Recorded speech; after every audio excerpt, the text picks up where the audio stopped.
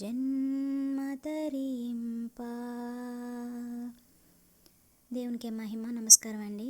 మనం తెలుగు వాడుక భాషలో ఉండే తెలుగులో బైబిల్ని చదువుకుంటున్నాం కదా. ఈరోజు సంఖ్యాకాండం 17వ అధ్యాయానికి వచ్చామండి. 17వ అధ్యాయం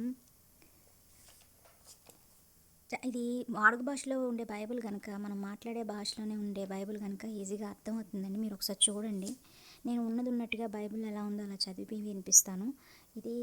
దీనివలన బెనిఫిట్ ఏంటంటే, వాడుక భాషలో ఉంది కాబట్టి బైబిల్ ఈజీగా అర్థమవుతుంది. ఎవరెవరైతే చదువుకోవాలి, బైబిల్ చదవాలి ఒకసారి అనుకుని చదవలేని వారికి ఇది ఈజీగా ఉంటుంది. ఎందుకంటే ఆడియో బైబిల్ కాబట్టి ఏదైనా పని చేసుకుంటా కూడా బైబిల్ వాక్యాన్ని వినొచ్చు.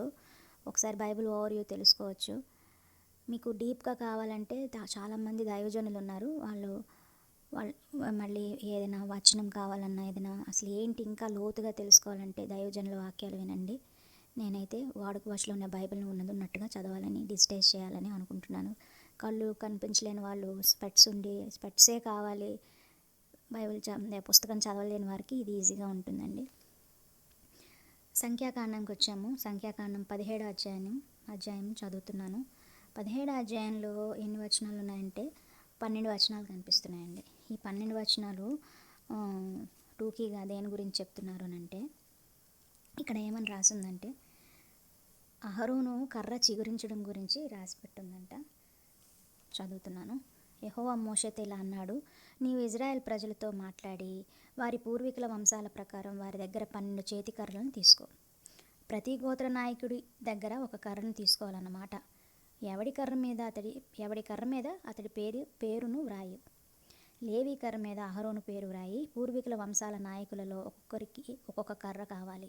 నీవు ఆ కర్రలను తీసుకొని పోయి సన్నిధి గుడారంలో నేను మిమ్మల్ని కలుసుకునే శాసనాల పెట్టె ఎదుట వాటిని ఉంచాలి. అప్పుడు నేను ఎవరిని ఎన్నుకుంటానో అతడి కర్ర చిగురుస్తుంది.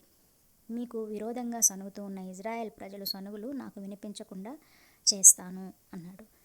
మోషే ఇజ్రాయెల్ ప్రజలతో మాట్లాడినప్పుడు వారి నాయకులలో ఒక్కొక్కరు ఒక్కొక్క కర్ర అతడికి ఇచ్చారు. వారి పూర్వీకుల వంశాల ప్రకారం మొత్తం 12 కర్రలు ఇచ్చారు. అహరోను కర్ర వారి కర్రలతో కూడా ఉంది. మోషే ఆ కర్రలను శాసనాల గుడారంలో యెహోవా ఎదుట ఉంచాడు. మరుసటి రోజు మోషే శాసనాల గుడారంలోకి వెళ్ళి చూశాడు. చిగురించిన కర్ర లేవి వంశానికి చెందిన అహరోను కర్రే. అంతేగాక అది మొగ్గలు వేసి, పూలు పూసి, బాదం పండ్లు కాసి ఉంది. యెహోవా సన్నిధానంలోంచి మోషే ఆ కర్రలన్నీ ఇజ్రాయెల్ ప్రజల దగ్గరికి తీసుకొని వచ్చాడు.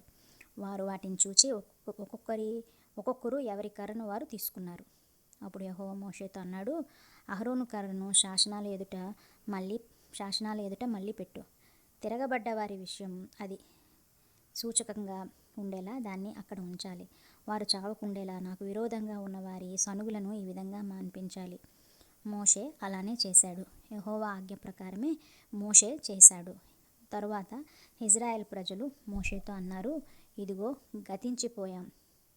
గతించిపోయాం, మేమంతా గతించిపోయాం. యెహోవా నివాసం దగ్గరికి ఎవడైనా వస్తే అతడు చస్తాడు, మేమందరం చచ్చిపోవాలా?